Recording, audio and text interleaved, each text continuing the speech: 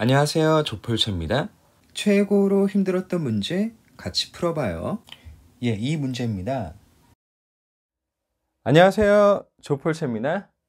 이번 영상에선 2024학년도 수능 영어에서 가장 어렵게 여겨진 문제를 풀어보려고 해요. 바로 33번 빈칸이 중간에 있는 유형입니다. 빈칸이 중간에 있으면요, 먼저 빈칸을 중심으로 앞과 뒤를 읽어보는 걸 추천하는데요. 그런데 이렇게 읽다 보면 좀 글이 무슨 내용인지 잘 모르는 경우도 있더라고요. 그래서 저는 빈칸이 중간에 있을 땐 이렇게 빈칸의 처음도 같이 있는 거를 추천해요. 그러면 방금 표시했던 부분부터 먼저 보고 문제를 풀어보죠. 심리 연구가 있었대요. 그 연구를 이니치 절이 꾸며주고 있는데요. 실험 대상에게 보여준대요. 사람들의 얼굴에 사진을요. 그리고 식별하도록 요구를 받는데요. 그 실험 대상이요. 표정이나 마음의 상태. 근데 이게 이벤스트 하다고 합니다. 이 이벤스트는요, 주석에도 나온 단어인데 분명히 나타내다란 뜻이고요. 그러니까 나타난 표현이나 마음의 상태를 알아보게 하는 걸 요청하는 실험이었군요. 결과가 늘 아주 뒤섞여 있습니다. 그러니까 이러기도 하고 저러기도 했다는 거네요. 자, 그럼 내용 정리하면요, 이렇게 되죠. 연구가 있어요. 이 연구는 뭡니까? 표정 식별하는 연구네요.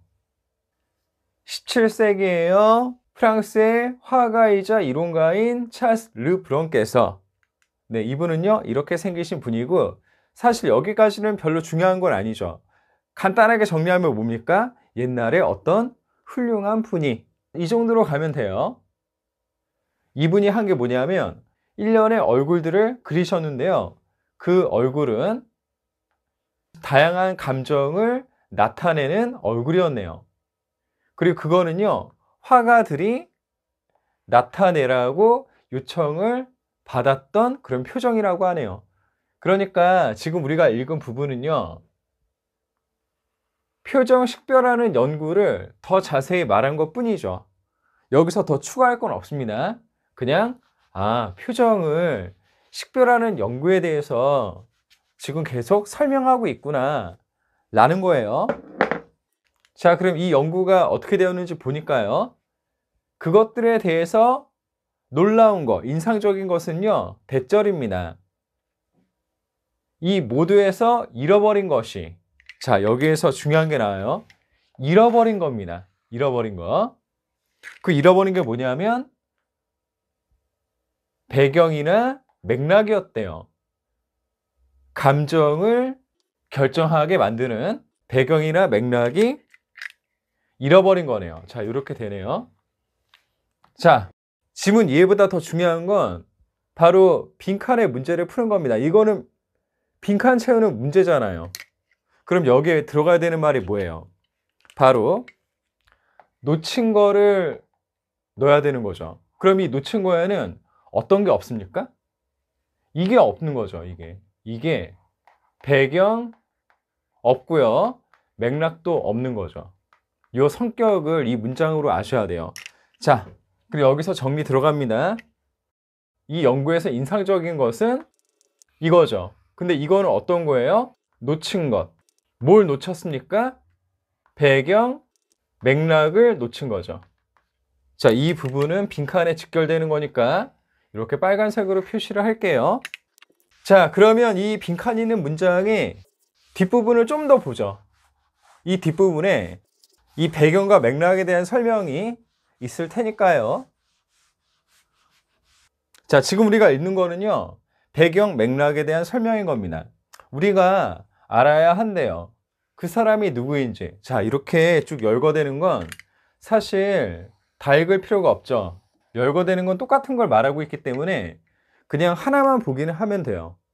그래도 궁금하다면 우리가 쭉 보긴 해야죠. 자, 그 사람이 누구인지가 배경이고 이 다른 사람들이 누구인지가 또 배경이고, 그리고 그들의 관계가 무엇인지가 배경이고, 그리고 그 장면에 걸려 있는 게 무엇인지가 또 배경이고, 그리고 기타 등등이네요. 그럼 배경과 맥락은 다른 말로 하면 뭡니까? 그 사람이 처한 상황, 관계 이런 것들이 배경이나 맥락이 되는 거네요. 그쵸? 자, 그러면 이 빈칸에는 뭐가 없는 거예요? 그런 사람이 누구인지, 그리고 그들의 관계와 상황이 어떤 것인지 이런 게 하나도 없다는 거죠. 그렇습니다. 자, 빈칸의 성격을 이렇게 알았으면요, 우리가 이제 문제를 한번 풀어보는 겁니다. 자, 여기 보시면요, 자, 그들 모두가 일관되게 일치한대요. 맞아 떨어진대요. 그들의 의도한 감정과는요. 자, 이거를 표현하면 어떻게 돼요? 표현된 게 감정과 같다는 거죠. 이 감정과 같다는 거는 그 사람이 나타난다는 거죠. 개인이 나타난다는 거네요. 이거는 아닌 것 같아요. 왜냐하면 지금 놓친 게 나야 되잖아요. 그러니까 배경 맥락, 그 개인이 나타나면 안 되는 거잖아요. 자, 그럼 1번은 일단 아니고, 자, 2번 가보면요, 그들 모두가 묘사되었대요. 사진과 같은 정확성으로. 자, 사진과 같은 정확성으로 묘사됐다는 게 나오지 않았죠? 그러니까 2번은 아니네요. 그리고 3번요. 그들 각자가 분명히 보여줬다고 합니다. 자기만의 사회적인 나래티브를요. 지금 이게 필요한 거는 맞아요. 그런데 이 빈칸에 뭐가 들어가야 됩니까? 놓친 게 들어가야 되잖아요. 그러니까 이거 아니죠. 정반대 얘기를 하고 있죠. 그리고 4번은요. 그들 중 대부분이 뭐뭐로 보여준대요. Representing unique characteristics. 고유한 특징을 나타내는 것으로. 자, 고유한 특징을 나타내고 있다는 건 개인이 드러나는 거죠. 그 사람의 개성이 나타나는 거죠. 그런데 빈칸은 놓친 거니까 이런 개별적인 특성이 나타나는 게 아니잖아요. 그러니까 이것도 아니죠. 그러면 5번밖에 안 남았는데, 자, 보겠습니다. 그들 중 어떤 것이라도 대체될 수 있다고 합니다. 서로 손실 없이. 그러니까 그냥 다 바뀔 수 있군요. 바뀔 수 있다는 건 뭐예요? 나타난 표정이 개성이 없다는 거죠. 이거는 괜찮네요. 왜냐하면 이 빈칸은 놓친 거를 나타내고 있으니까. 일단 우리가 처음과 빈칸의 앞뒤를 읽고 풀어봤는데 5번으로 이렇게 나옵니다. 이제 다음 단계로 넘어가죠. 이 다음 단계에서 할 거는 안 읽은 나머지 부분을 읽고 푸는 거예요. 여기에 해당이 됐죠. 자, 이제 나머지 부분을 읽고 풀어보겠습니다. 여기 as가 나왔잖아요. 그러면 이어지는 거 찾아서 표시해주면 편하죠. 그림뿐만 아니라 진짜 생활에서 우리가 그저 얼굴만 마주치는 건 아니죠.